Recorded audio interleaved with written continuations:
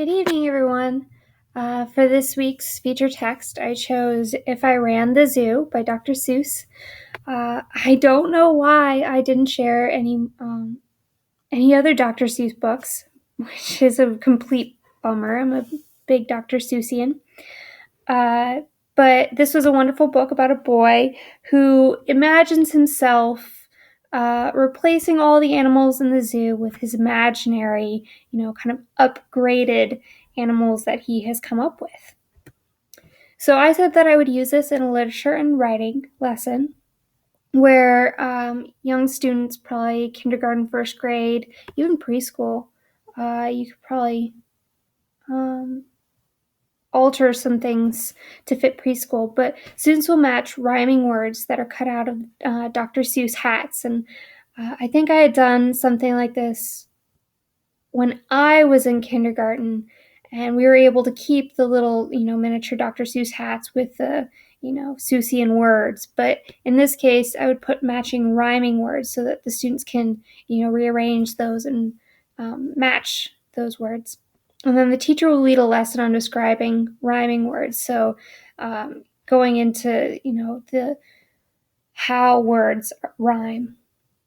Here, students will create a list of qualities that they want in their zoo animals, like you'll see later in my artifact, antlers or numerous legs or purple socks. And then hopefully with the help of the teacher or teacher's aid, find rhyming words to match these qualities. And then students will draw a picture of their created mythical zoo animal. Next, I would also have a mathematics lesson. So throughout the book, Dr. Seuss has a lot of really crazy animals that have multiple legs and tails and eyes. So students will count these duplicated characteristics on these animals and have kind of an addition and subtraction lessons by comparing and pairing these mythical animals. And then students will also collaborate on their created animals with other students' creations to create more addition sentences. So they would add to each other's or subtract from each other's. I subtract these legs from your 42 antlers on your mythical animal, what have you. So here's my artifact. It is a cat. I guess you could call it that. My poem, a cat with 4 lumps that act as humps. So he doesn't get stuck in rocks. This cool cat wears socks.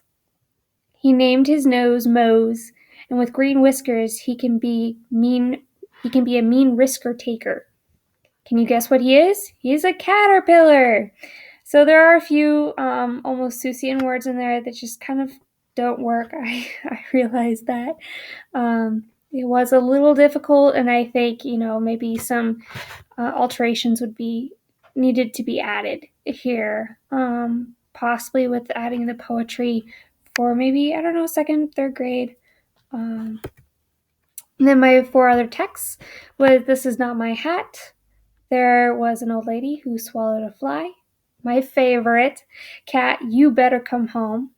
And then my childhood favorite, Jamboree. These were all really good books, and I have loved creating all of these lessons and book critiques, and it's a bittersweet moment to realize that this is my last one, and now that I've figured out the recording issues, and hope maybe I'll have to create a few on my own time just to keep up with this. I've really enjoyed doing this, and I hope you guys enjoyed watching these as well. Bye, everyone.